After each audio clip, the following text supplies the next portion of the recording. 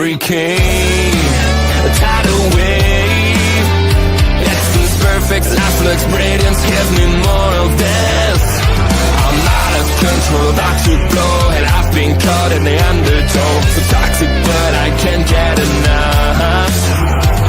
You're firing me, firing me. Yeah, you're firing me, firing me. You've got me hypnotized. Push me out of myself. You've got me hypnotized. I can see, I can hear, going crazy, but the light has got me hypnotized. You've got me hypnotized. Can get you out of my head again.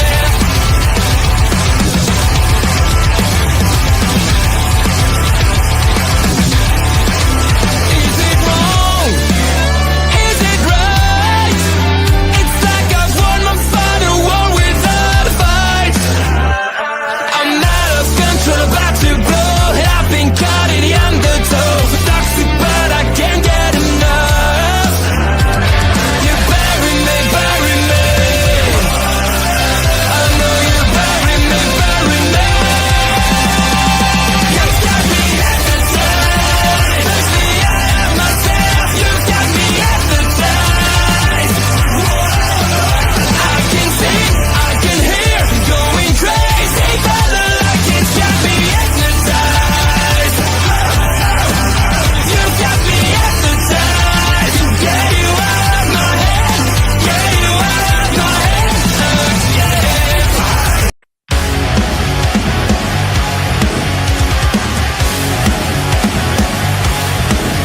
Please note.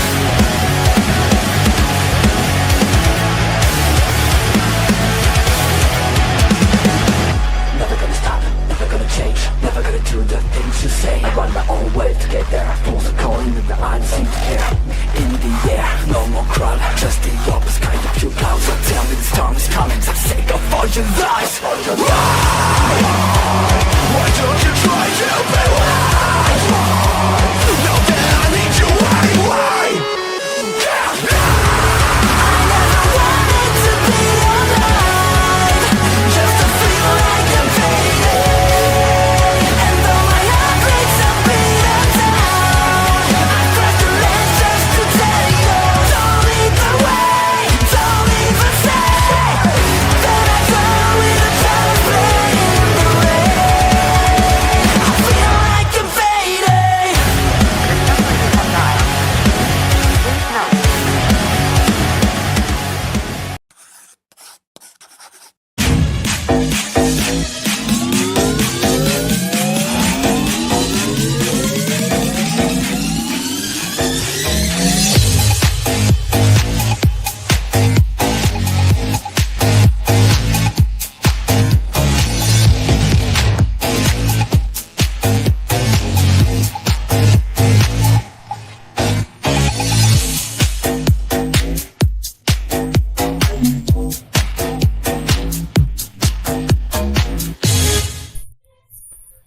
Hi, I'm the perfume cart at the mall that's actually selling poppers. Jose Gonzalez. And hello, ding dong, the bitch is dead because no one mourns the wicked. Auntie Collins. And you guys are here for the Mother Tuckin' Post Show, where we are talking all things RuPaul's Drag Race Season 17. The lovely Kiyoshi Warrior up in the chat. Hello, Maya. I mean, it's a very special episode. It is RUsical week, the Wicked Wiz of Oz RUsical.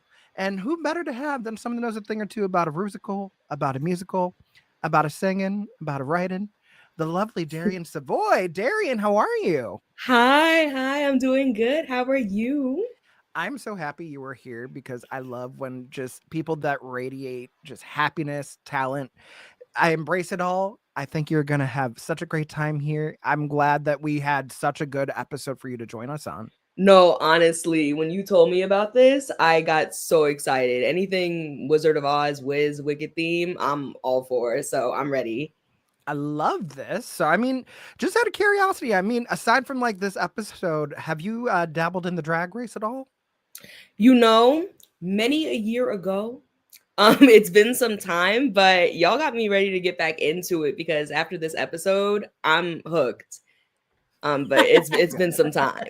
I'm glad because honestly, this season, like, say what you want about like some of the queens on the season, I feel like the way that it's been playing out on TV has made for such an entertaining season that I don't think we've had to this level in quite some time.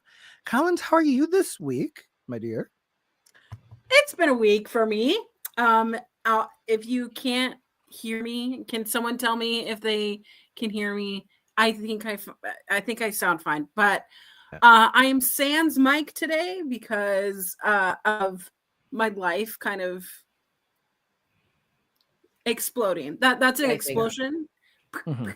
I can't do sound effects, but See, I don't have an explosion. I just have other sounds, but you know, it's fine. If anybody has a bone to pick with Collins about their microphone quality this week, you could tweet them at Hulk Hogan. There's no way. oh, Oh my Yeah. goodness. but I mean, I did spend time and did my nails. So Maya says you sound great. Come on, manicure. Yeah. You I could know. Gel X. Oh, I love that color. Yeah. Period. Beauty school dropout. Oh, I mean, but didn't you know that Nailed It was the theme for last week? Why'd you wait this week for the quad? No, I'm kidding. Because I couldn't imagine trying to do these kind of nails in my Trixie drag.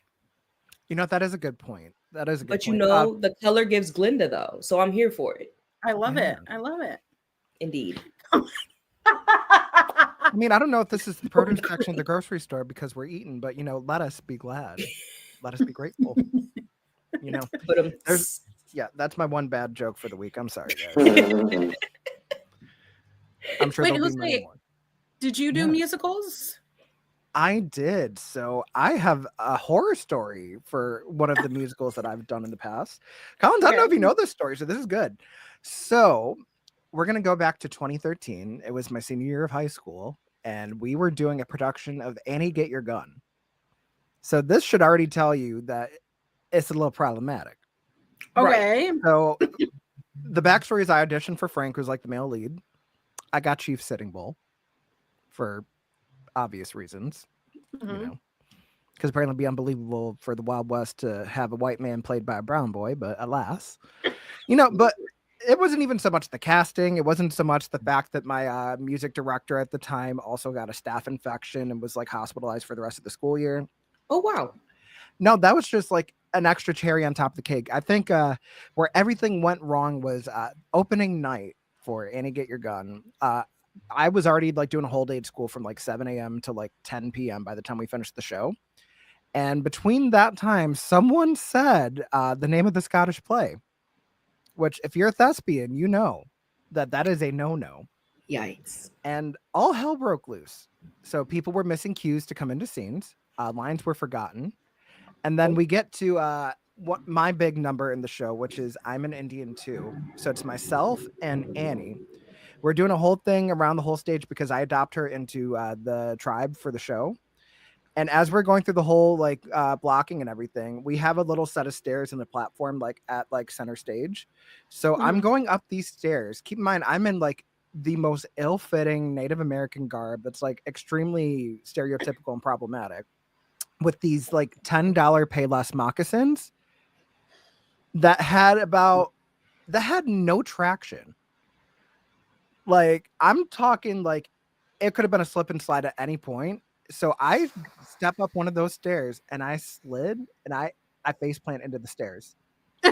Oh. But I catch myself, I get back up, I go there, and then the whole thing with I'm an Indian too is that it ends with Annie saying the words like, "Oh, I'm beat." And I just said fuck it, and I broke character and I said, "I'm clumsy." Jose. Yeah. Oh my god. Oh my God. Is this on video anywhere? No, thank God. I haven't been able to find it. We're like, roll the clip. Like Yeah. There's go. no business like show business. I just think it's time to move on. Yeah, no. Maya knows the story because we were talking about this for like another thing that we're working on where we were kind of like reliving past demons. So that was one of them. You know, All right. hate that for me, but I'm better for it now. You know. But yes, let's not talk about my trauma. We got to talk about the trauma that we've been seeing all over Drag Race these past few weeks, starting with the very social media engulfing in flames over the elimination of Crystal Envy last week after Snatch Game. I mean, I was also kind of hot about that, Collins. Okay, I make one TikTok, and I'm getting obliterated by these baby queers. And they're making fun of the way I look. They're making fun of the way I say Akasha because I have an accent, apparently. But it's not even just that. It's the fact that they were being so like anti-black towards Anya. And that's what I was saying is in my video, I was saying, if you don't get it, it's not for you. It's not for you. And white people, sorry. I find that whenever you say something like that, if you don't get it, it's not for you. The people that don't get it love to then go in the comments and be like, Well, and act Yeah, like no, they get it. no. If it's not for you to get, is the white girl version of Not All Men. Like with the way that people react to it, but like Indeed.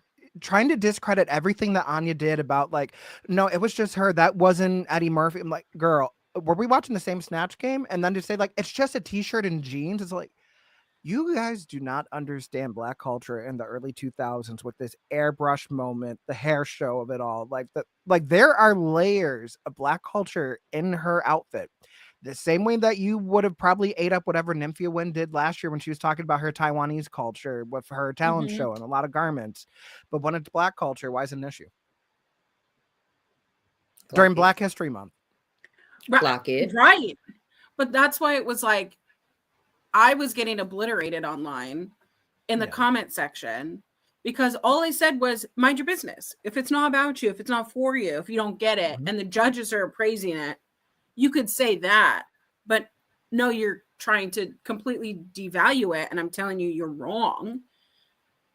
And that's when everyone seemed to have a problem with me. And it's because, okay, I am also Caucasian. That's fine. I can call out my own people. That's fine. Right. But then, what do you know? What do they say? You're round like a beach ball. I was like, these aren't even like good digs. Like, I mean, you at want- I the miss end the of days the where people had shame. Yeah, no, I I do. mean, bring back shame. But like, I not do. even just that. At the end of the day, a fan's opinion about the placements on RuPaul's Drag Race, where RuPaul is deciding the placement, it matters about as much as felony charges in a presidential election.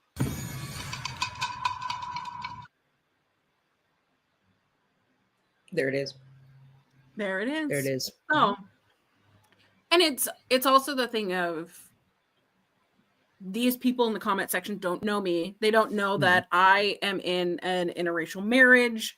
Like there's an entire portion of my now family that go through all of this blatant racism, and it makes me want to flip tables. Like, just call me Jesus. I'm gonna start flipping tables and knocking some sense into these people.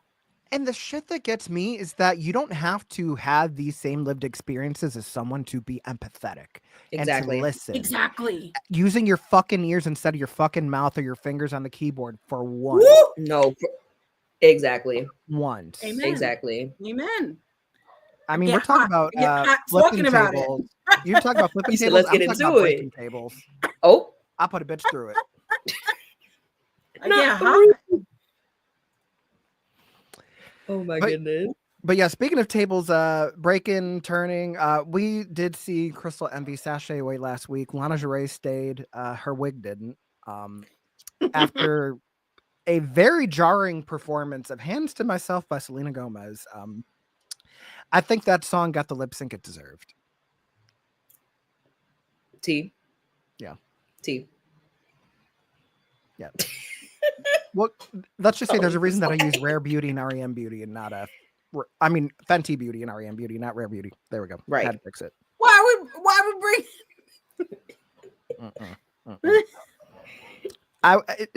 I'm salty for multiple reasons, not only just because Amelia Perez is winning awards that it shouldn't with the mediocrity of it all.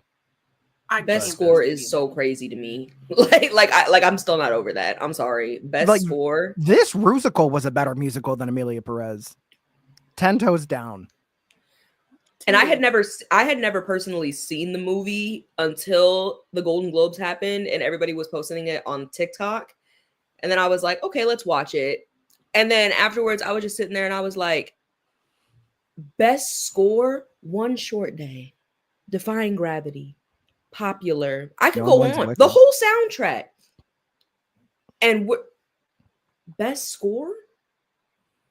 Best score. My only hope is that for the Oscars, Wicked sweeps because I feel like it deserves to. I really hope so, considering the fact that some categories got snubbed. Yeah, no, like Mhm. you guys will hear me all the way from Buffalo, New York, screaming outside. Like, it's gonna be some Montoya por favor with me playing in traffic if Wicked loses Oh my at the God. Oscars. Por favor is crazy.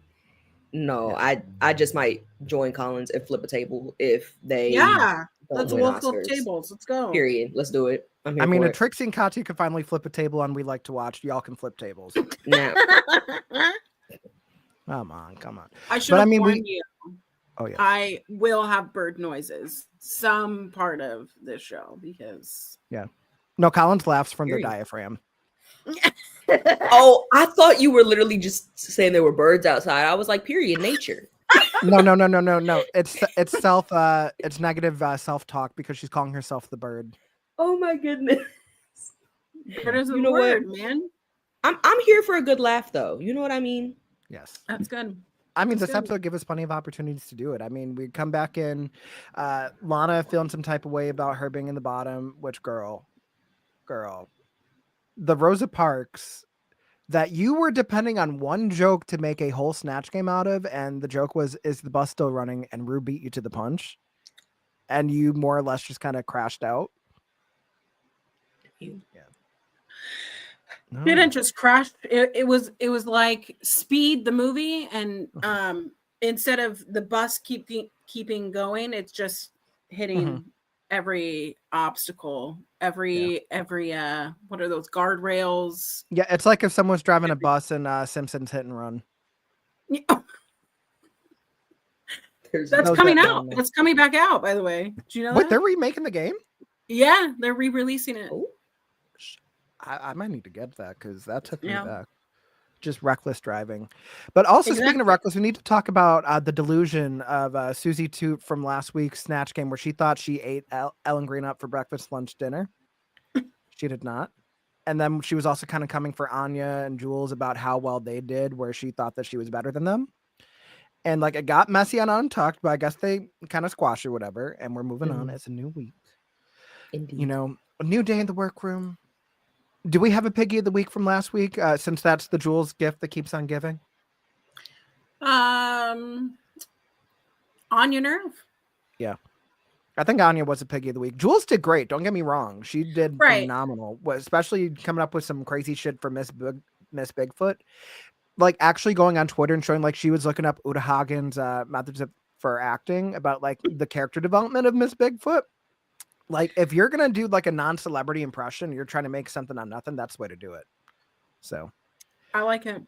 yes, but we find out that this week's Maxi Challenge is the RUsical, The Wicked Wiz of Oz. And not only is it a RUsical, it's one where they're actually going to be singing. So it's not live vocals, so they're pre-recording their own tracks, but sometimes you either Thank lip sync, God. sometimes you're actually singing live. This time they're laying their own tracks, they get it mixed, they get it mastered, and they are going to be doing kind of the Oz of it all in a chorus line.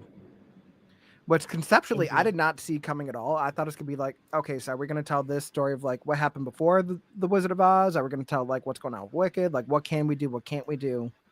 Right. Immediately between the three shows, do you guys have a preference of like what your favorite Oz musical is? Ooh. Music wise, Wicked for me. It's gotta be. It's gotta be Yeah. Wicked. I also feel like my exposure to the Wiz was always like the Jackson 5 version, which did not Yeah. age very gracefully. Mm. So there's a little bit of trauma with that. Got Obviously, you. the 1938 film, there's some trauma with that as well. Mhm. And just like knowing how much crazy shit went on with the filming process, like yikes on a bike. People getting lung, like what is it? Iron lung or whatever the hell with that. Yeah. Maya's in Hearing- there, the whiz. He's on down the road. But yeah, no. So we are, of course, it wouldn't be an acting challenge in RuPaul's Drag Race if the girls were not fighting over roles. I mean, we saw Back so many rolls? back rolls. No, we saw so many different little spats. One of the spats that we saw was between Susie Toot and Acacia Forgot over who's going to play Kansas Dorothy. Susie wanted it because it's Susie. Right. Yeah. Acacia wanted it because she hasn't had a chance to kind of like stand out and have a breakout role, which T. But also, it feels like, girl, you kind of just been giving us nothing for a few weeks. So Okay, but notice that like she read her for filth where she was like, well, all these things about this role would be safe for you. So that just plays into how bad you are at singing, plays into how minor you are as a character. Like did she also tell her that she has bad credit and halitosis? Like Halitosis. no, because that should be reading me. What? What? I brush my twice a day. I'm firmly. It's like you heard it here first, folks. Like, Yeah. I mean, but yeah, I mean, eventually, it isn't so much that Susie bends at the knee; it's that Lexi's really trying to like push for Acacia getting a chance to show out, and also like we're thinking about the Green Witch, like literally being like very much like Leah Michelle tease of like, I'm the actual theater bitch here. And right. even though it's not what I want, I'm still gonna like do the most and like annoy everybody with like how into it I am, and like, you know, very much that. No separation of the character and the actor. So that happened. And then the other big spat that we see, it's Miss Jewel Sparkles and Corey King.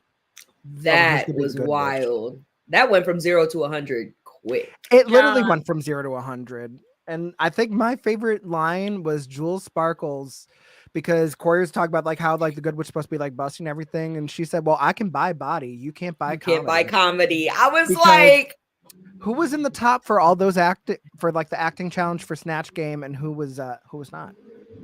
I mean, facts are facts. Great game. That was a Leaps and read. bounds. A read. It was.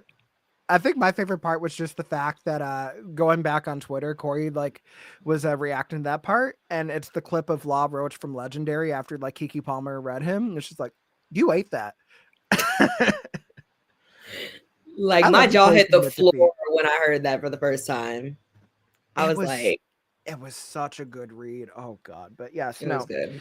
So going down the cast for this RuSical, we have Acacia Forgot as Kansas Dorothy. We have Arietti as the Scarecrow. We have Jewel Sparkles as the Good Witch.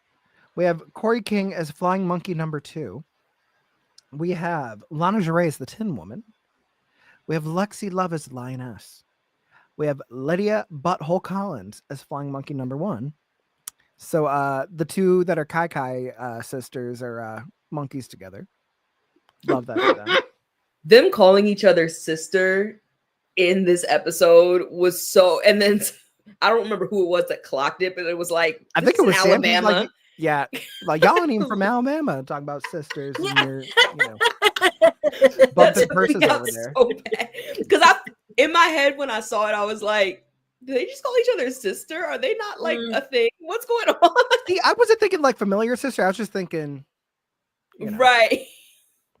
It was, But I mean, we also kissing cousins, right? Yeah. kissing cousins. I mean, but that's legal everywhere, sadly.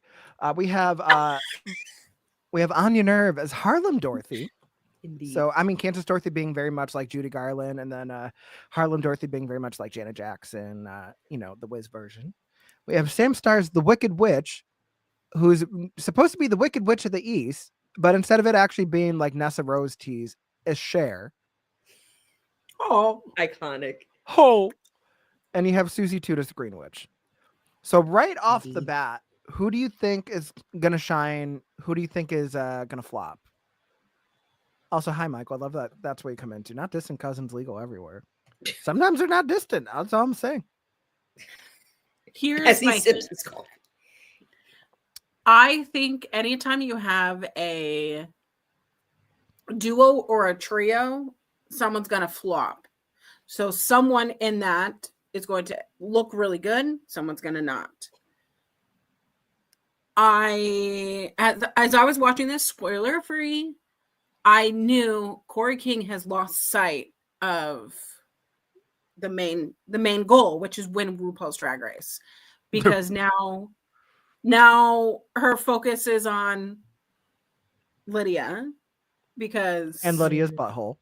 and her butthole, because we know who is kikiing together. Well, also, it's the fact that I think Lexi was talking about, like, when we get into like how they're doing like for choreo and for recording, that they should get a double-ended dildo because they're clearly both bottoms.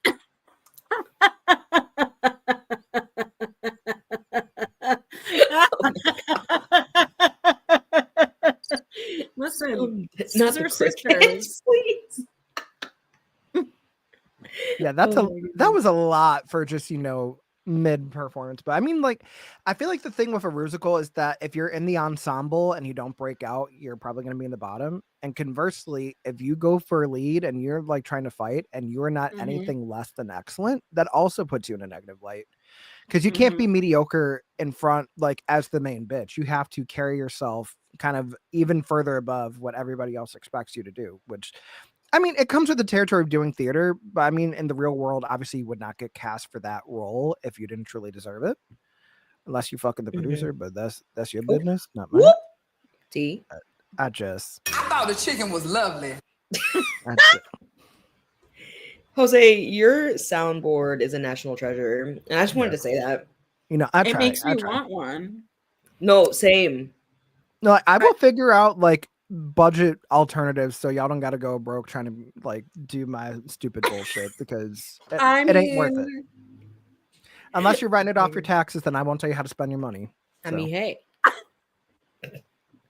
I mean, you never know. You never know. So we get into the recording sessions being coached through by one Miss Michelle Visage, because we always got to remember that Michelle was a singer first. For Do we remember that? Oh, can we even call Seduction a one-hit wonder? Because I don't know what their hit was. What's that singing though? I Or mean, but just the problem. performing? Well, here's the problem though. It's like back in the day, like freestyle groups, sometimes they actually had people that could sing. So like everything about like old freestyle music, like Tina Marie could sing the House Down Boots. The cover girls, not really known for their singing, just known for the bop. So, sometimes you get cast because musical needs a boost in ticket sales, and I think the answer is a random celebrity. Wait, who do they? Hi, Mean Girls musical. Who did they just stunt cast? Because I mean, Sabrina Carpenter only had 2 shows before COVID, but she wasn't like a stunt cast right away. Who was it that they stunt? They did some kind of stunt cast. It was somebody, some influencer. Oh my god, who was it? I mean, was it Cameron Dallas? Am I tripping? Who was You know what it was? And Juliet got fucking Charlie D'Amelio. Ew. Oh yeah. I remember that. Ooh. Yeah, I mean, remember Jinx seeing that. Monsoon did Chicago, so I don't consider that like a stunt casting because Jinx is excellent. Oh, it was Cameron Right. Dallas. Yeah, I forgot yeah. that Cameron Dallas existed. He was Aaron in Mean Girls for a hot minute, and that was a time in the world. But he's not talented. I don't disagree. Can social media stop making mediocre white boys famous? And you know they won't. Even when they're like They won't. mildly aesthetically pleasing, and I do mean mild. Like salty think too that's too spicy. That's what I'm spicy. talking about. Wait, Jose, but you never saw any clips of Mean Girls with Cameron in it? No, the only clips I saw from Mean Girls were Renee Rapp singing the House Down Boots for World Burn. Indeed. And Meet the Plastics. Yeah, they're somewhere on the internet, unless they all got like taken down, but they're somewhere. But you know what? And it's a time. But you know what stunt casting I cannot find a bootleg for anywhere? Is fucking Maude Apatow when she was Audrey for Little Shop of Horrors off Broadway. I cannot find a single clip of that anywhere. Because I want to know, like, can the Euphoria girl actually sing? That's what I want to know. Oh. Not a single clip to be found. And this was like 2 years ago. I think the most shockingly good is Pamela Anderson as Roxy in Chicago Ooh. because did not expect that. Mm-hmm. Because I mean, I love Pamela Anderson. I don't think she's known for her theatrical talents, but I don't her think she's in had it, a chance to be known for it either. well, Right. her quirky. I mean, I know it's written for her, but just like her adaptation of it, her quirkiness, it was That change of voice songs. so good that I don't know why she didn't spend her time doing that more. Yeah, I agree. And also, like, I love that Pam is like very much in like her natural beauty, where like she's like either like very light makeup Yes. or just like no makeup at all. She looks stunning. I love the She is. freckles. Like, justice for Pamela Absolutely. Anderson, folks. Justice for Listen, Pamela. I had a fold out picture of Pamela Anderson in my bedroom next Mhm. to my Lita and Trish Stratus, and my parents wonder why I turned out queer. I mean, I can neither confirm nor deny that I might have had an issue with Playboy with one Miss Pamela Anderson in it. See, it's iconic. It's iconic. Mhm. I had Yeah. zero pictures of half-shirted naked men. See, because you say that, Michael, but like I've seen the clips of like Jinx performing. I've seen Sarah Hyland performing, Corbin Blue. Yeah, I've seen a little. I've Andrew seen a Bart lot about Feldman. like Little Shop around social media. MJ Rodriguez. Like, I don't know, like I've been able to find clips of like other people for. Ooh. I don't know. MJ, wait, have you seen MJ Rodriguez Suddenly Seymour? Bitch, Mm-mm. bitch. It's so good. They Send did it it to I'm giving me. you also on Good homework. Morning America. That is a must. We're that talking is a about like must. making It is. songs fit for the singers. I So love that her good. Audrey sang a little bit lower than Seymour because Mhm. it really. Oh God, MJ Okay, Rodriguez, I need the to. icon that you are. I have homework now. I'll go watch. It's so good. It's a must You need- watch. You need to find that, and you need to find a bootleg of when they tried to revive Rent off Broadway because MJ was also Angel Dumont Chouinard. Oh, I haven't seen that. Oh wow. I now have homework. Boy. Yeah, very much, very much. I'm into it.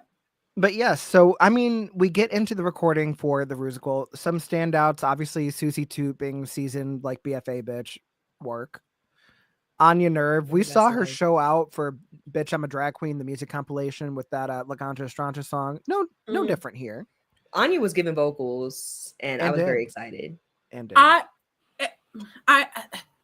there's something about Anya that is on another level. Like the way that her voice sounds, that it just makes everyone else sound pre-pubescent.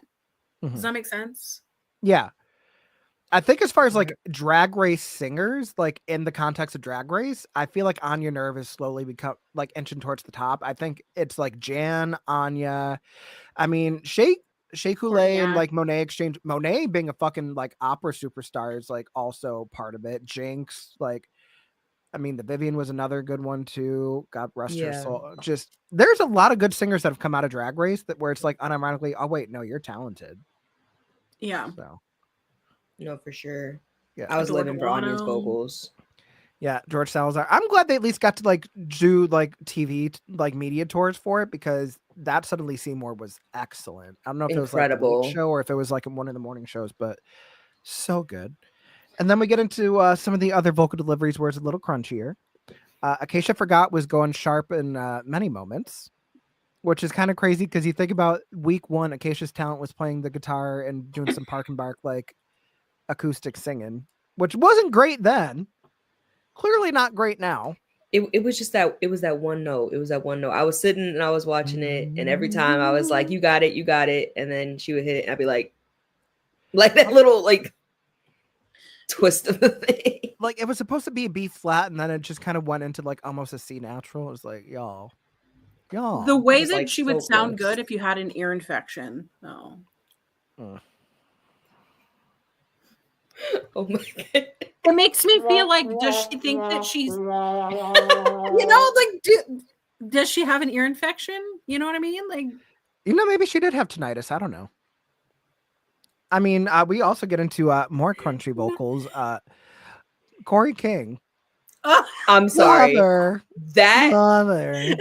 And that took me out so bad. like every time I kept wheezing every time that she was like, other And then Michelle's drag like, well, mother. those are certainly some pitches. I think it was the pause in between.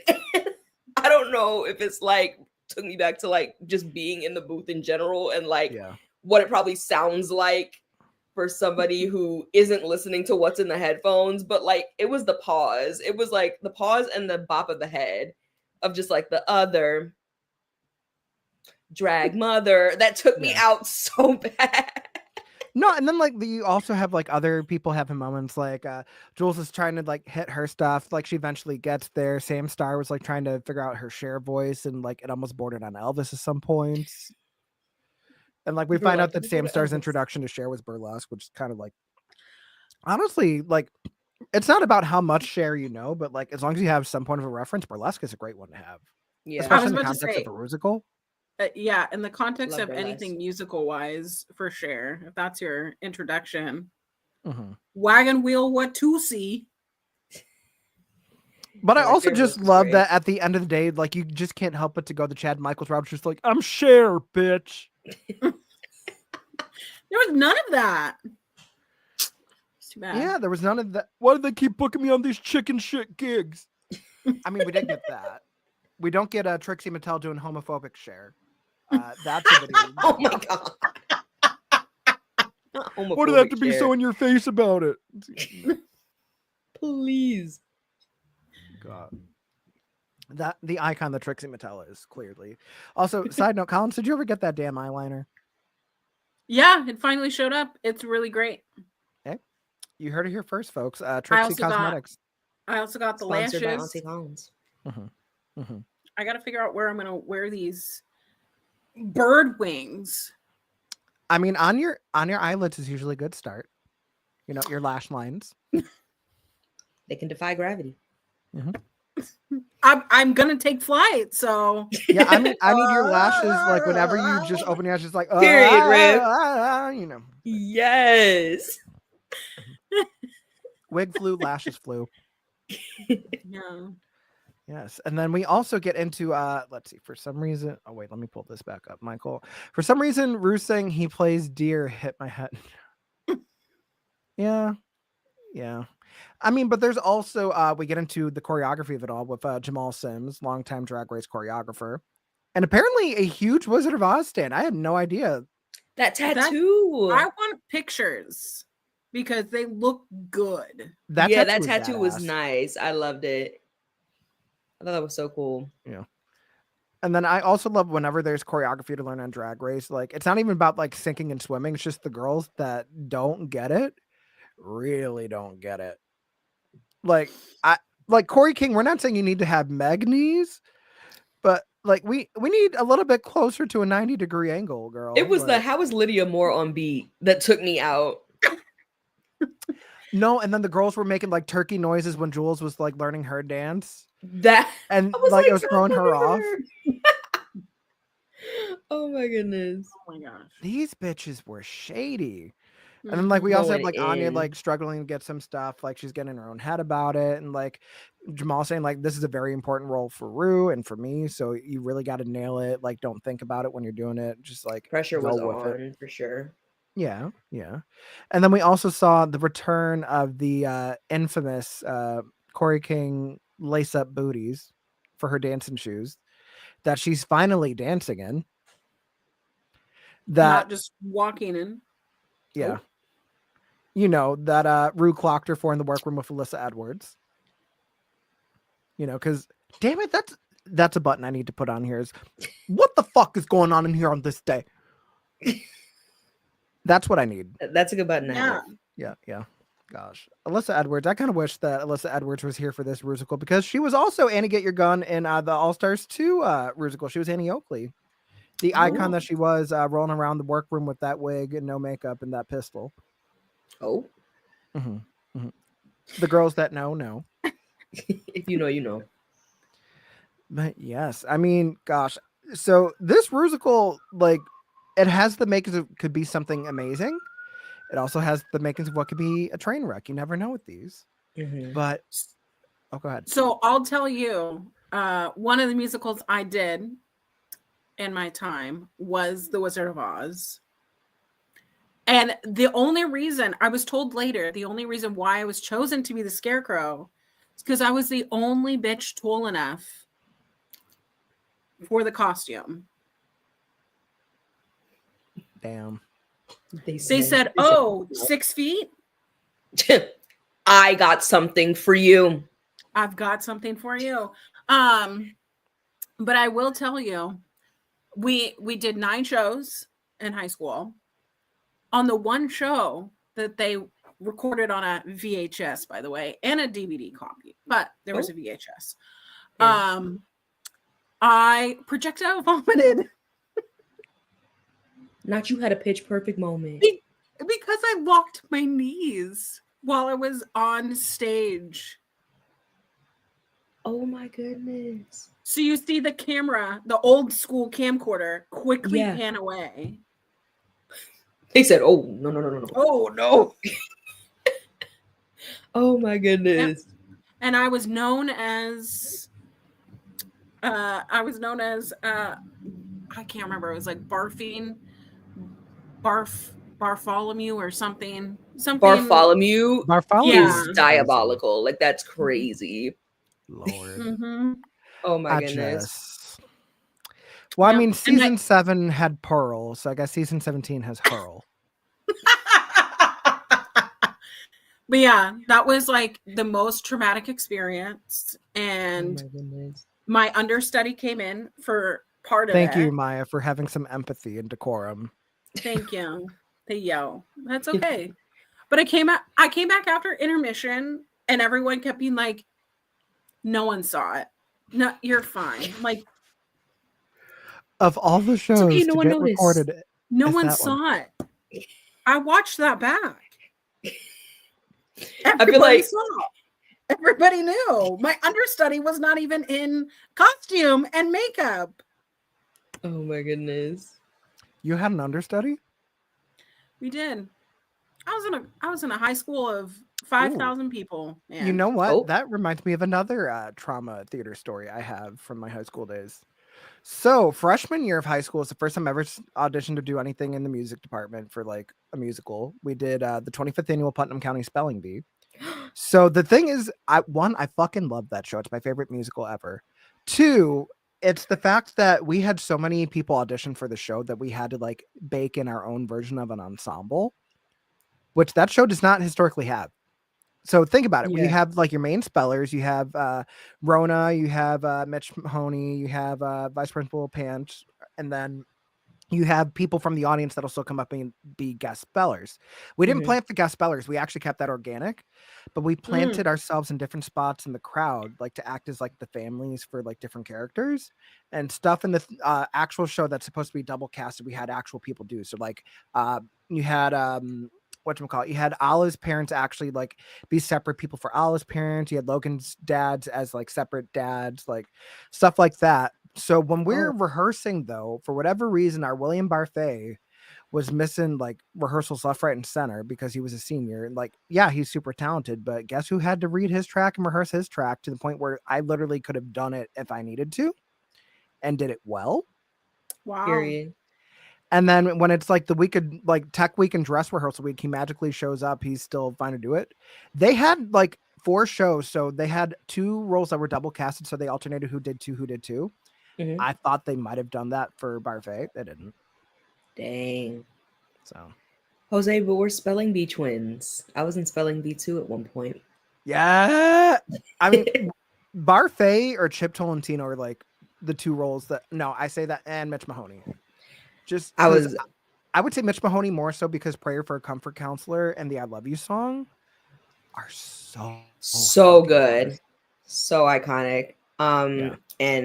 And I was Logan in my production, so I had the pigtails and had like the whole. One of get up these with days, pins. I need to hear you sing "Woe Is Me" one of these days, I got you. I'll do a whole reenactment. lisp and all. We Yes, hate losers. it was iconic, and it was funny because in my production of it, our high school didn't have nearly enough guys in the theater troupe, so I had 2 moms instead of 2 dads in the production. I love I mean, that. it was still gay though. That's what Right, matters. right. As long keep it queer, I'm good. But yeah, Mhm. yeah, we did not have nearly enough guys to have we had just enough to fill the like main roles, and that was it. Yeah. Be smart, be cool, I'll be in and I'll be remarkably ignored in social. That's gonna be stuck in my head now. God, it's such a good show. So But good. yes, so it's a new day in the workroom. The girls are getting ready. We get to hear a little bit more from the queens about like life and stuff. I think some of the stuff that really stuck out to me was got to see Ariadne be a lot more candid than they have been in weeks past, talking about growing up with struggles with obesity that kind of led to them developing EDs, both anorexia and bulimia, and kind of how drag got them out of bulimia, which is incredible to hear. But just like you don't realize, like even at a young age, like how crazy, like just the outside world can really mess up your internal world, like especially that degree of like self-harm, which people still need to remember that EDs are self-harm.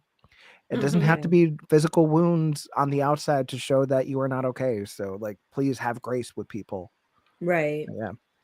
We saw that, and we also saw Acacia Forgot talking about her struggle with cystic fibrosis from a very young age, and kind of the fact that like she was always kind of like it could all go away tomorrow, and she made sure to kind of like make the most of every moment, talk about how supportive her family was with that, which I thought was kind of nice to hear, because we really, up until this point, we didn't know that much about Acacia's background at all.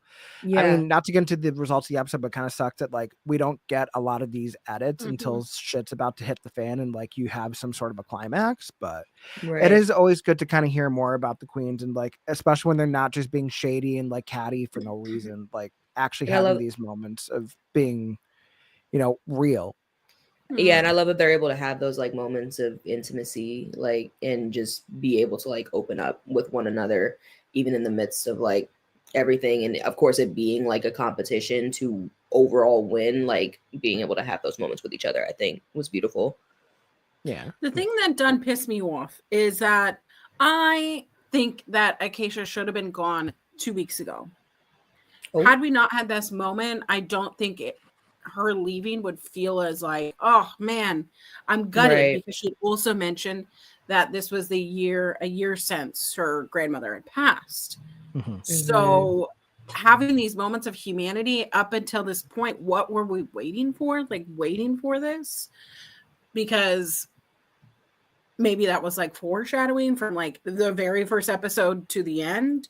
But I was telling Jose earlier, my sister, she is adopted, but my sister passed away in 2019 from cystic fibrosis.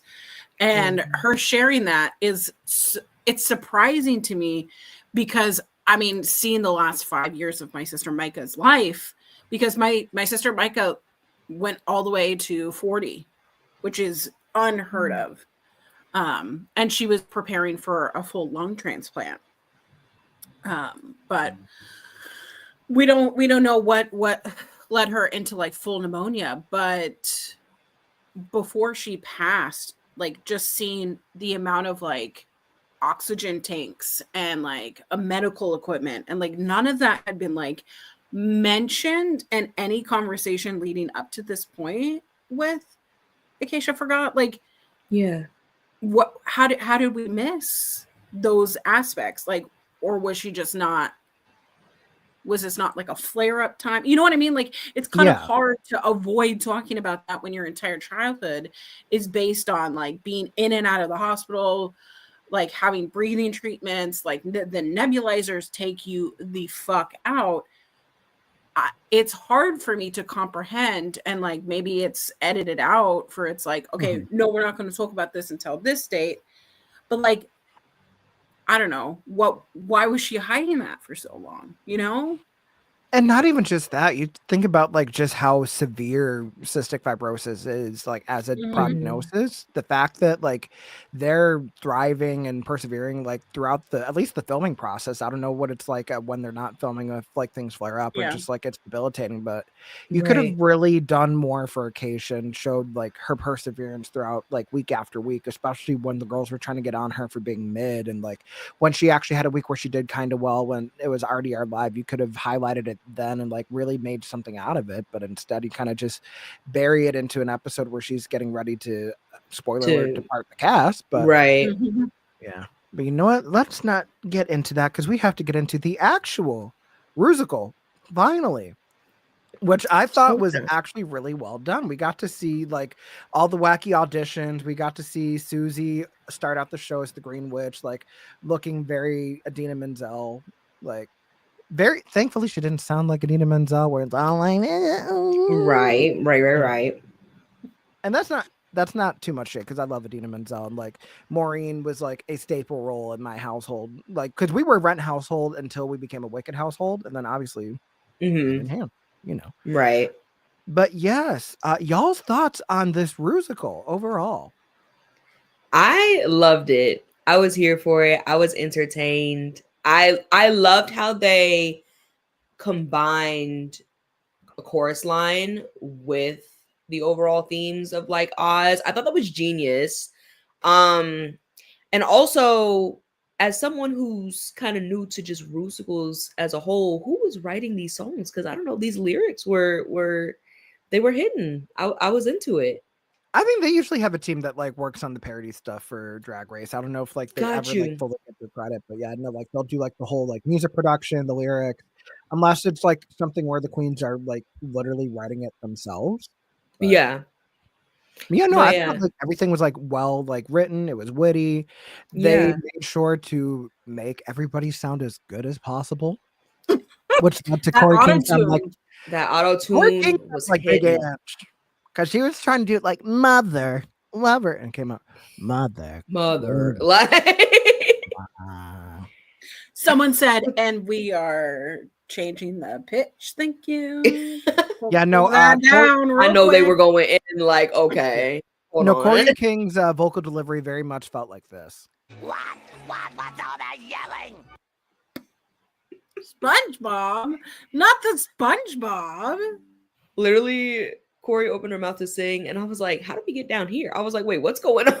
I was like, they pitched that down, like low. Mhm. We had I was on a choir, right? It was like an all female choir, Oh, and there was a girl on there that was a nepo, you know, kind of, oh, this is this person's daughter. oh, okay, I see. She sounded like the inside of a tin can, like when it rolls down What a the street. description. It just sounds rickety and garbage and Is it garbled. beyond the statute of limitations to state who the Nepo was? Oh, It rhymes with Gates. It rhymes with Gates, but it's not Gates. It is Gates. oh. See, Had but me the- thinking deep. I was sitting here Sorry, like, what that was rhymes with funny. Gates? But my thing is like that's not like I'm when you said Nepo, I was thinking like musically Nepo, not financially. Oh Nepo. no. Where do you think I went to school? I went to school here. So, you know. I mean, well, my thing is just, I mean, if you're gonna say like someone's a Nepo baby, they could use some of that money for some voice lessons, you know. They could have. They And got there it plenty of is. money to do other things too. Oh. See. But Asking Brady why you're down there. Why are you down Impossible. there? so I was mentioning that story. So one thing our choir teacher told us is because there were some really skilled singers, and she was obviously on the bottom, but she was teaching us how to sing as a choir instead of singing as an individual, right? Mhm. So you have to kind of elevate them and lower yourself, I guess. But that's not what we needed here in the RUsical. I was hoping that there are more standout moments, kind of like in Bitch, I'm a Drag Queen, how Anya Nerve had that like incredible standout moment, and everyone else was kind of, you know, one line, you know, one Mhm. note. So I was kind of hoping that, in case you forgot, would, I don't know, do some runs, do like the whole, you know, diva moment kind of thing. I was Yeah. kind of hoping for that. I Like feel very like much like that's Jan and the Madonna unauthorized RUsical to only be safe. Oh my goodness. No, I feel like, yeah, that song in the RUsical was like the 11 o'clock number. kind of in a sense. I feel Yeah. like so it's like It's when safe you to go to the bathroom. It's safe to pack up your stuff and leave. yeah, but it's like when you got a ballad, like you got I don't know, you got to play into the emotion, especially for how hard Acacia fought for it. Because Acacia, Mhm. going back to the when they were talking about the roles and like who Mhm. was gonna play who, Acacia fought hard and kind of got bucked with Susie a little bit for that role. Mhm. And Susie was saying a lot about how, like, I feel like this will be safe for you. And I saw, because I was doing some research afterwards and getting into the tea, and a lot of people in various comment sections were coming for Susie and being like, oh, like she's a villain and everything like that. And that was strategic, which one could argue that it was strategic because Susie wanted the role. Mhm. Yeah. But like at the same time, I mean, we've already said the spoiler at this point, but like at the same time, Susie saying all of that, everything that Susie said were all of the reasons that Acacia got sent home this round. If you know what I mean? Like, Yeah, so yeah. for you to fight that hard for that role, it's like if you're gonna fight that hard for a role, cool, be passionate about it, but then show like this role was mine, no ifs, ands, or buts, like, and this is why. You know what I mean? Mhm. Absolutely. And she didn't.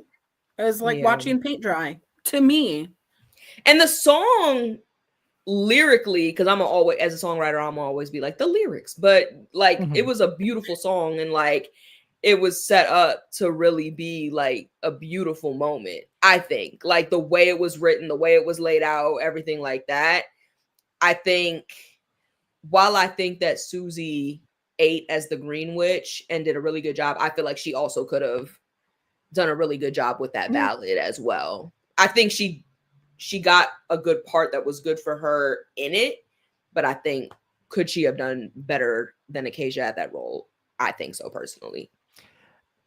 I mean, I don't want to say the bar's in hell, but I mean, but like as tender as that song's supposed to be, and like you have like those arpeggios, like the like you really gotta like resolve it, like was give it a little beautiful, bit of yeah. life, maybe a little vibrato if you got it. But like, I Right. mean, if you're gonna do it like a straight tone, you got to keep the vowel shape. You got to make sure that like you're not swallowing yourself in. So I mean, Gotta add a little razzle dazzle. but yes, I mean, the Rusical, it came, it went, it conquered. I enjoyed it for what it was. I still say Wig Loose is my favorite Rusical, even though that one was solely lip syncing. It wasn't one where they were recording, but I think it's just too many things happened perfectly at that time when it came out that it's hard to ignore just how good it was from season 15. Collins, what do you think as far as like your favorite Rusical of all time? I have to think about that. Definitely not season 15. Mm, What was That's season probably 15? where my bar in hell is. I don't know. really? Dang. You like season 15? Yes, I thought it was. Wig Loose is my favorite, and then Moulin Rouge from 14 was also very good. Oh, Like that's not even just like a recency bias thing. I think like performance wise, it was really good. There's like, that's the thing. It's like there's your standout stars, and then like the Rusical as a whole. Mhm. So from what I remember, but for the most part, Rusicals are not usually my favorite episode because you have so many drag queens as contestants that like this is not their mainstay performing, like having a long career and being an entertainer, and some of them are just not good at it. They know they have their one note, they have their one thing, and it's going to make them money for a little bit of time. But not everybody is going to be a Jinx Monsoon. Not everybody is going to be a Plasma. Yeah. Getting into all the theater girls. I mean, Plasma, Jinx Monsoon, Marsha, who's fucking killing it in Cabaret. Yeah. Ooh. A whole Broadway revival, work, bitch. But I That's mean, right. we need to also get into the fact that we're not here for just a Rusical. We also got a little runway situation we got to go over. Indeed. Which, look at us, like an hour in, and we just now have gotten to the runways. look, like this is unprecedented. But I mean, let's get into these looks, shall we? I'm ready. So for this runway, category is hold on. If I want to add to the stage. There we go. Category is parasols, shady ladies. So just think literally every runway you could have probably set to Umbrella by Rihanna. It's fine. But umbrellas When are the not sunshine will parasols. shine together. Umbrellas are not parasols. Parasols are dainty. They're tiny. You know, they're a little thing. Up first, speaking of a little thing, Susie Toot. I don't hate know it. this got praised on the judges panel as much as it was. I don't think it needed the praise that it got. I think it's serviceable. It's nothing spectacular. Serviceable. I think it got the job done. It fit the challenge for sure. Mm-hmm. And I like the color on her, but compared Beige? to, I mean, Indeed. Susie knows all about beige. please. But no, I think compared to a lot of the other ones, which I know we're about to get into, but yeah, I think this one was like, it was good. It was good. It was okay. fine. The finger waves were there. Her Right. makeup, she found a good happy medium of like keeping her period piece beat and then like also making it a little bit bigger for the stage. So Mhm. yes. Up next, Jewel Sparkles. Beaded from head to toe, from brim to floor. And this is Yes. the one that had the matching beads with the matching. Yes. Yes. Here's the thing with black, and I know that they've mentioned this on the pit stop. Anytime you have black on this kind of runway, you have to have some sort of shimmer that'll catch the light. Yeah. Otherwise, it's just that? sucking Yeah. into the garment. And I thought that beads were such a nice touch of like matching from the parasol into the outfit. The only thing is the hair could have been anything but black, you know, like a dark burgundy or like a wine color, like something that would have been cute. Right? That would have been cute. So- Yeah, I see that. The mug was great, like the entire silhouette, the little details I really enjoyed, but it's the little things of like, okay, how is this going to read on TV too? Like, yeah, I think Or it's even the one- lipstick too could have like had a pop to it. I see that. It just falls victim to the lighting. I feel like some body glimmer would have done great. Like if we had like some highlighter on like the shoulder area, just something to like give it a little bit more accent. Or maybe if like the beading wasn't just also black, it could have been just like a little bit more of like a striking color that catches the light. But I mean, if not for just how dark it was, I think it's a beautiful look though. Yeah. Up next, we have Ariete. I loved this one. I can pass am away. ready. I love this one. Red It is is a my perfect- second favorite color, but also I just love the like overall color scheme of this. I love what she did with the parasol. I love that she like said, you know, she combined like Latina culture into it. Love it. Love it. The Absolutely. fact that like the wig also has the red and the black going on, her makeup has the red and the black going on, the fact that the black has the stoning that catches the light, it's fitting her silhouette perfectly. The draping of it all, very dramatic, very classy, very drag. I love it.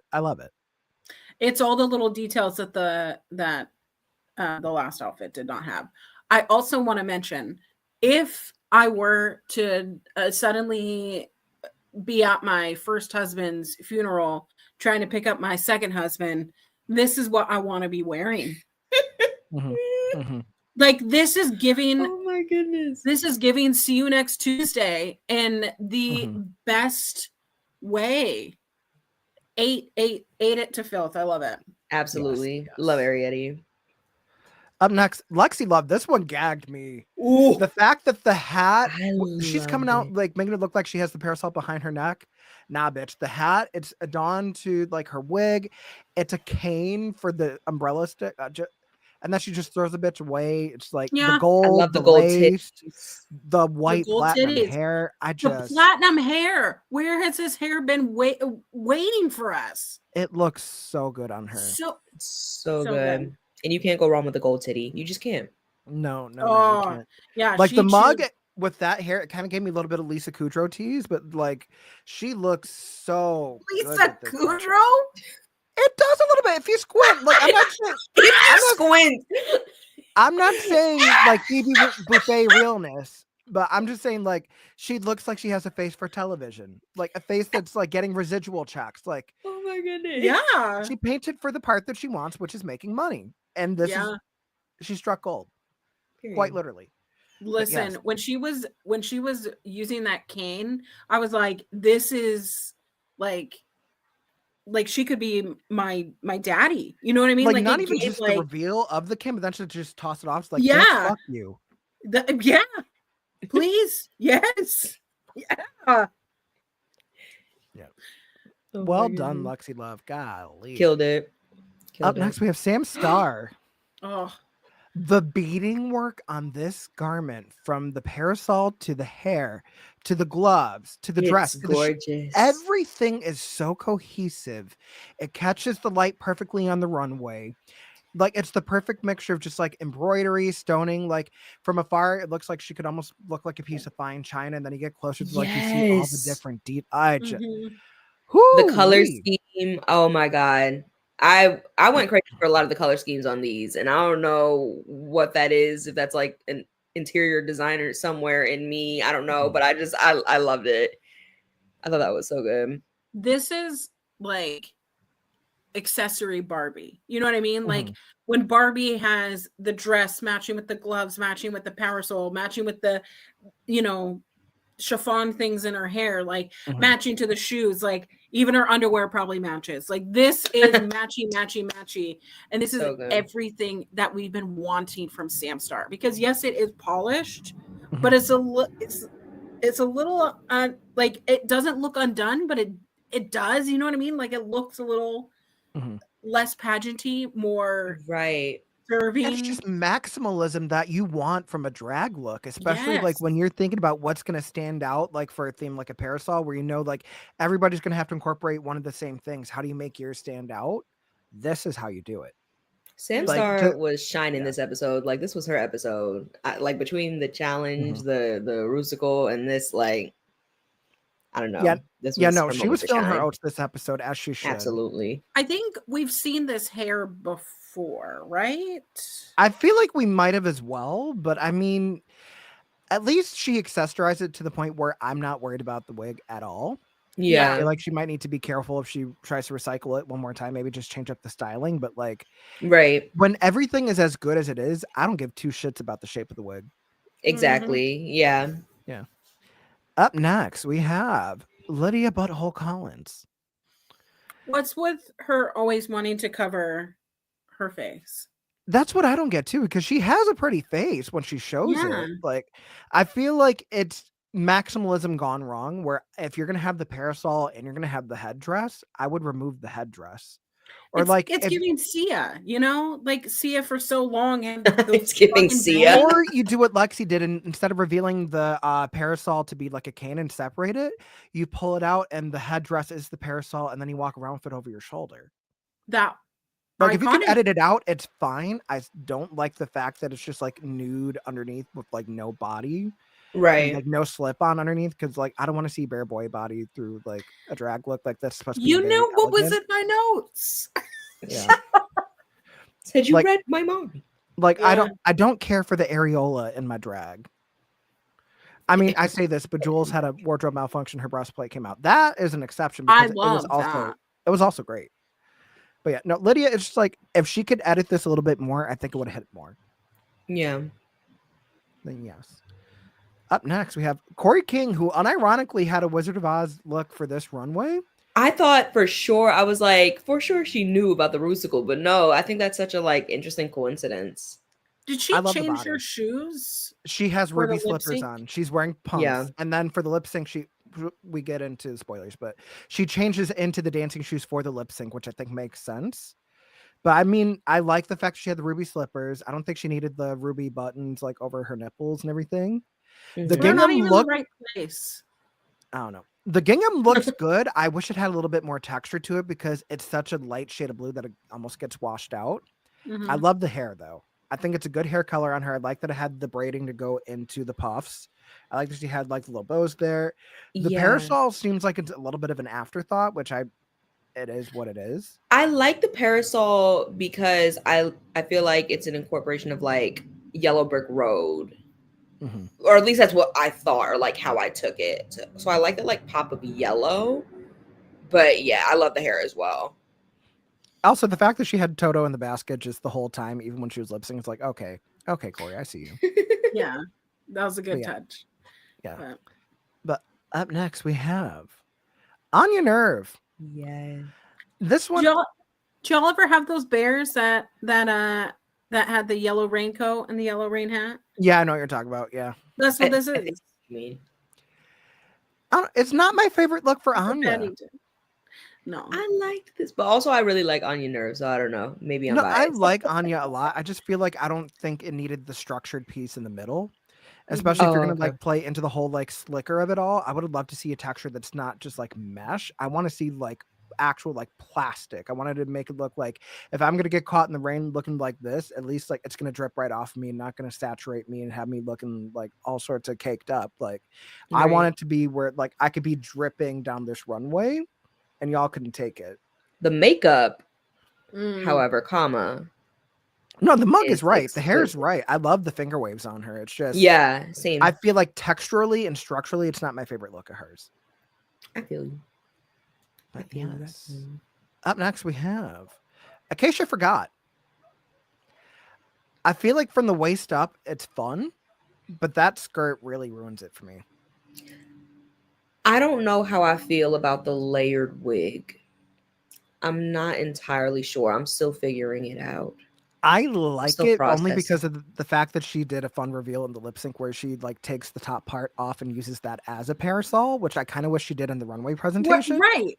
Do that. The skirt is giving what do little kids do? Oh no. What, like Dress the up. parachute? Yeah. Like when they're running No, under the but that's parachute? funny. No, it's giving dress up. It's giving like It was the what do little kids do? it's the one little kids do. No, they play like those dress up dresses, right? That you get Yeah. Yeah. from Walmart. Like it's not giving runway. It's giving Honestly, you know I what feel it's like- giving? It's giving like when you go to Dwayne Reed and you're caught in the rain and you need like any umbrella and it's the last one they have. Please. I feel Not like the this Dwayne look, Reed. just like what Jose said with like waist up, I feel like this look had the opportunity to really eat if it was like I don't know if ball gown is the right word for it, but like had one of those like type Mhm. of bottoms to it or skirts to it. I could see that like a ball gown type Or situation. like go poodle with the skirt, like give it more ruffles. Like if you're gonna go like full Something, like yeah. French like for the aesthetic, go all the way. Like Yeah. don't Right. stop at the corset. I feel like if she could have nailed down the bottom half, it would have been a little bit more successful. Yeah. By far not the worst thing we've seen from Acacia on the runway, which is saying something because we've seen a lot of bad looks. Oh. And honestly, the blush didn't bother me this episode. I feel like the blush fits the look overall. This one, in my onion. Which does not always happen. Oh, No. And last but least, oh, Lana Jarre. Again, falling victim to the all black on the runway. The texture didn't really help. I don't like the corset over the actual Mhm. like bodice portion of the gown. I Right. understand having like the trumpet skirt, but like I don't think it needed a slit in the front. I think you let it drape all the way down. She mentions having Lux Noir London's wig from when she won her first Maxi Challenge. Girl, that wasn't gonna help you this episode. Like the worst part is like the texture of the waves and the updo on this stage, it just gets washed out. It's too much black. Like I like that it's haunting looking, right? Yeah. And the added fangs, like the vampire teeth. Okay, you're telling a story here. But when I play The Sims, guess what? I kill the vampires every time that they come to my house. Oh my But also, goodness. like my thing too is like if you're gonna go for like a black vampire reference, I wish it wasn't a gown. I would have said fucking like try to like go for like a blade reference, like make it look a little bit more active and Oh. everything too. Like make it seem like Oh. you're also like on a mission and everything. Like play into that. But I mean, we talk about it like very rarely do you see an all black look that just like worked on a drag race runway because of the lighting. I feel like some exceptions to that were Jada Essence Hall from All Star 7 when she had like that Matrix look. And Morphine Love Dion last season for one of the design challenges had like a beautifully textured, like with the stitching that really helped make it pop out more on the stage with being all black as well. So I don't know. And just it falls victim to the theme and just kind of going all the way or none of the way. Indeed. Also, is anybody else getting these stupid fucking like scam texts about tolls? Yeah, Same. I just Oh got my god. one. And I literally just got a second one. And the worst part was I got one earlier that was like from an email address. So I do what I normally do is I go on Twitter, I tag Lacey Mosley, the scam goddess, say, do I have permission to engage in dog watch? It's like, we don't click the links. I'm like, okay. Yes. So Oh my goodness. I mean, we don't fuck up the bag. That's all we know. But yes, No, for real. overall, for the runway presentation, who had your favorite looks, y'all? Yeah, it's got to be Sam or Sam and Arietti for me. Yeah. Mhm. But overall, I think as a whole, the runways this week, I don't think one stood out as like terrible. No, So like we're getting Yeah, like no. deeper into like people's runway packages where like we're getting the hits. Yeah, there was none that was like a bad look. It was just either like, oh, it really like popped, like this went off, Mhm. or like it was one that was just like compared to all the others, it was okay, but there was none that was like terrible at all. Yeah, just like a little bit of editing can go a long way. That's all. It's nothing wrong with it per Mhm. se. Mhm. But yes, we get into our placements. So this week we have a top 6 like normal. So in the top we have one Miss Jewel Sparkles, we have Susie Toot, and we have Sam Star. Do we agree?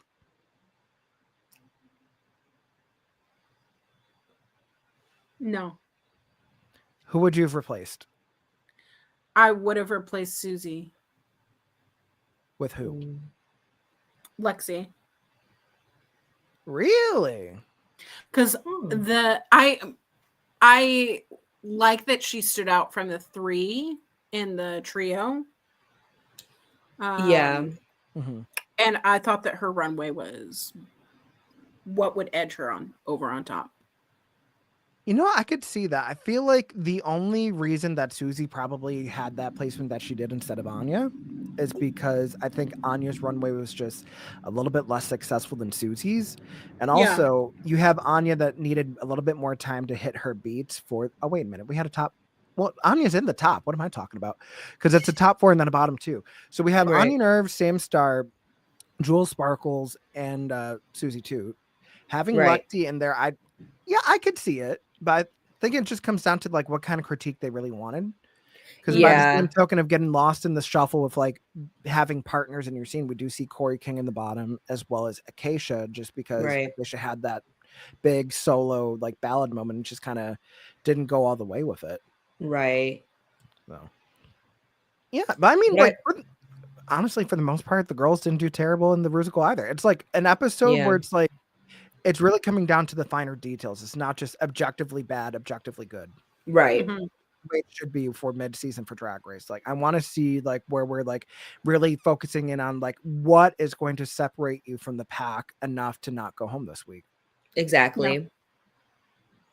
But yes, I mean, we find out this week's winner for the Maxi Challenge is Sam Star. Do we agree? I personally agreed with that. I thought that Sam's like this was Sam's time to shine, you know, between like I said, the runway challenge, you know, her rendition of Cher was incredible. I love the fact that the house was a fascinator. Yeah. That little detail took me out. Yes. Oh my goodness. No, yeah. I thought it was a really good episode for her. So I agreed with that. Yep. I agree. And then the bottom being Corey King and Acacia Forgot. I mean, I agree with that as well. Honestly. Yeah. because I think definitely Acacia. I think as far as Corey, I mean, just like we were saying, how like Lexi really stood out in the trio. I think it's really important, you know. There's a balance between like obviously you don't outshine, you know, but at the same time, like have your moment to shine, if that makes sense. Yeah, no, it totally makes sense. And so yeah, especially for the thing with like Lydia and Corey, I personally was focused a lot more on Lydia during that moment than I was Corey. Yeah. But ultimately, in our bottom two lip sync for the week, we have Acacia Forgot and Corey King giving us a performance of What Dream by guest judge for this week, Adam Lambert, who's looking great. Yeah. I texted say he has no right to look this good. Like Adam I'm Lambert married. got that queen chuck and been running with it. Good for you, sir. Sorry. Rude. Well, we all look like peasants. He's out here. Just killing the game. He I mean, posted but a to that video he not too long ago that it was like it's like the TikTok trend of like, oh, you're so funny, thanks, and then it's, you know, whatever trauma, whatever. Right. I totally. So he said thanks. I almost got sued in 2019 or whatever for kissing a man during the Grammys. I was like 2009, I think. Yeah, 2009, whatever it was. I totally forgot that happened. I don't think I knew that happened. He kissed. No, it was some award show where he kissed a man on stage because they didn't like open gay people then. And he almost got sued. But yeah. Where I feel like I'm living under a rock. I had no idea that happened. Bigotry, hateration, holleration. Yeah, he was like taken off like Good Morning America, like they were gonna shelve his album, like. Oh my god! And the crazy part is that "What Do You Want From Me" is like a staple song of like that decade. Right. So for that to almost go by, crazy. But yeah, no, this lip sync to "Wet Dream," it was actually pretty fun. It was a good lip sync. Corey admitted that she was damn near blackout drunk, which always makes for a good lip sync. For those that have not seen Jujubee on season 2 do a lip sync to Black Velvet. Oh my goodness. But also, can I just say that I had an alternate intro ready for this week because of a trend that I've been noticing. The alternate intro was Haim the Wigloo that's been missing the past 2 lip syncs. Young. No, for real. You change your shoes for a lip sync, and you don't get the fucking got to be and make sure that thing is adhered to your face. I think also what really took me out during the lip sync was the commentary. Both points of commentary during this. One, when Corey's wig came off and Lydia literally is just like shaking her head in disappointment. It's just like, I told her to glue it on before the lip sync. Like that was so funny to me. And then also just Susie popping in randomly mid lip sync going, Acacia is doing her best. I was just like, oh my God. Yeah. I mean, they put in a dancey song while she's wearing like a full ball gown. Yeah. I mean, Corey, bless her heart, she at least knew how to adapt an outfit to make sure it was lip syncable, which I think every queen should low-key do on Drag Race because you never know, truly.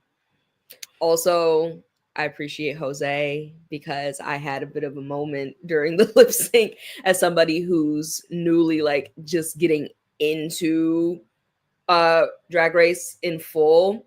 When they had the lip sync battle and they started, I was like, wait, they already know the words? And Jose had to like basically break it down. I was like, where's the rehearsal? I was like, what's going on? He's like, what is happening? And Jose like broke it down for me. So thank you, Jose. I just remember Ru said prior to tonight, you were asked to prepare lip sync performance. So which doesn't always happen. It's usually when the guest judge has a song. Yeah. My favorite part about RuPaul's Drag Race is when you have a cocky drag queen who's like, I'm not going to learn the lip sync because I'm not going to be in the bottom. And then they end up in the bottom and their lip sync is what sends them the fuck home. Yeah. Tammy Brown. I Tammy- knew that if they were going to choose that song, I just wasn't going to learn the lip sync. And that was Mhm. season 1. Let's see. Oh, that's fresh in my mind because I just finished that. So Girl, how did you watch that season back with that filter? That filter and that budget. it's like Vaseline on the camera lens. Please. Damn. Down. But let me tell you, you know how I got through all like 9 episodes because the first season was very short. I was very medicated. Oh, Mm-hmm. I said, okay, Right. we're gonna pour some wine and an edible here because Mhm. yeah. I believe it was the great A.G. Butera that once said, "You're green."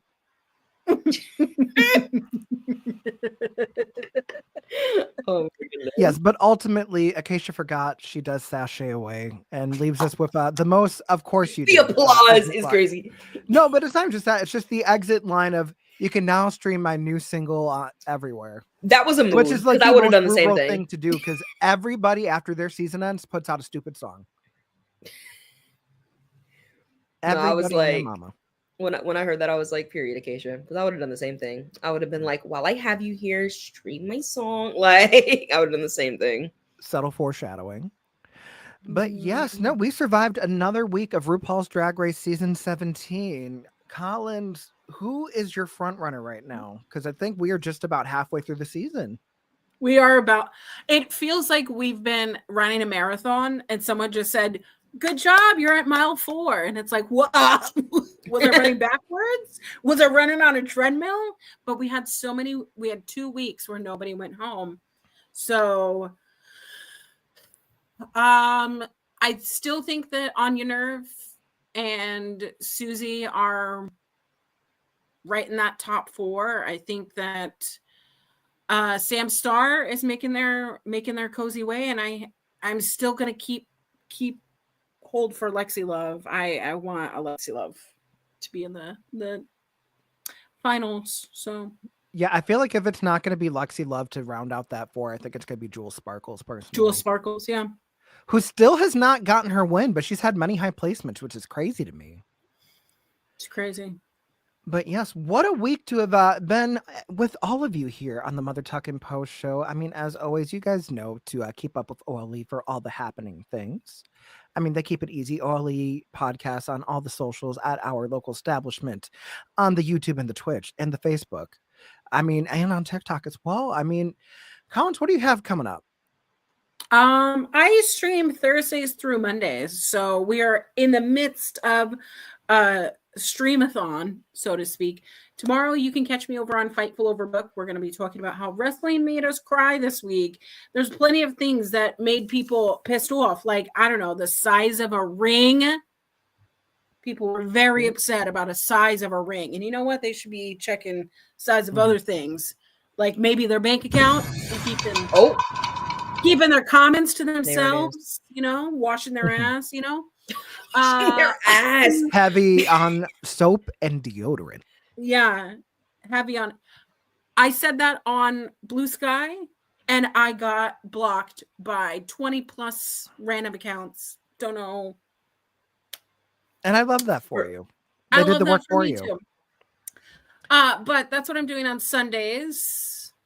That's our church. Monday, we are starting season 2 of the Mayon Classic right here on our local establishment with Melball Collins and the Astro Bizarro.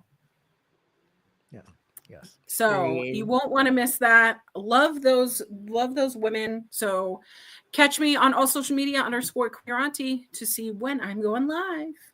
Yes. And then Darienne, since you're a new face around here, where can the folks find you these days with your little social stuff? The folks can find me mainly on Instagram and TikTok, but all platforms is my name is Darienne Savoy, spelled right here, but I'll spell it too, DARIENNE, and then SAVOY. And I am working on my album currently, so that will be coming out. Part 1 of that will be coming out this year. So for updates on that, that is where you can find me on Instagram and TikTok primarily. Yes, of course I had the other two platforms there because I'm a dummy. But I mean, for those that want to keep up with my foolishness, I was just on Between Two Beards this past week on Love Wrestling CA with Pluggo filling in for JPJ. So if you guys want to go back and watch that VOD, we also talked about Ringgate, and I was also the live correspondent for TNA Impact Live and all the happenings that were going on with that. So if you want to see some tomfoolery, go back there. But Jose in the air everywhere. I keep it simple. But we are not going to do our traditional outro this week, guys. We have a very special presentation. In honor of Darienne being here, we figured we'd, well, not premiere it, but present it to our OLA viewers. A very special outro, a presentation of the music video for Darienne's single, Good in the World, which is available on all streaming platforms. So until next week, I will leave you with the beautiful song stylings of Miss Darienne Savoy. Take care, everybody.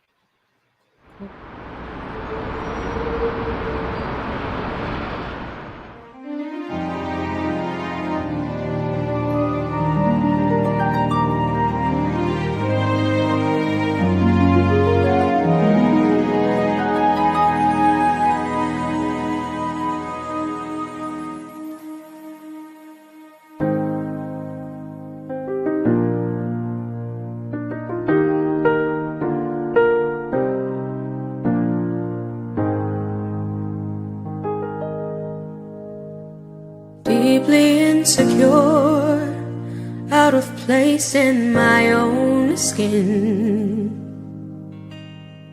anxious and unsure of the state of mind I'm in. I have found a home, even in my darkest place. I'm free of the unknown. You've become my safe space.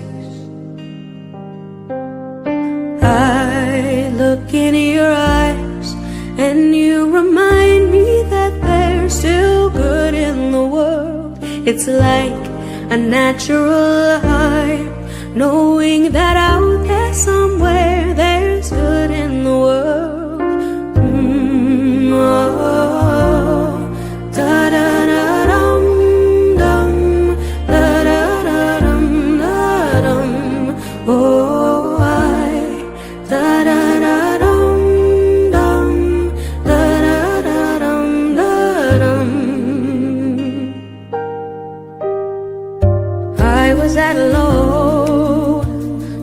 Tell if love was real, and now I can say I know exactly how it feels.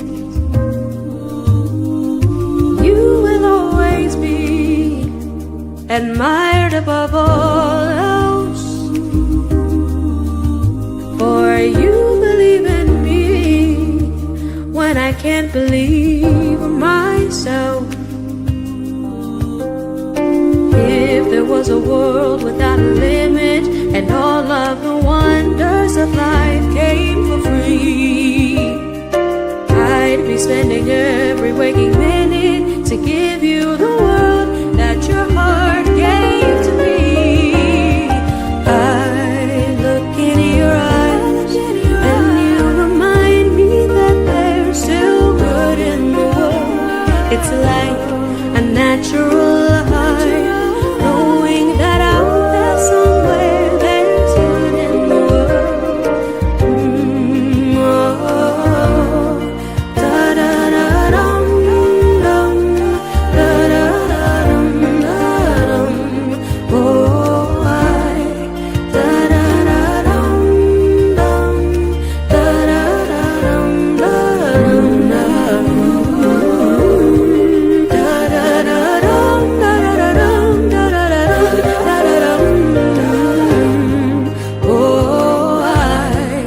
da-da-da-dum-dum, where do you go when all that you need is a hand to hold and the space to breathe?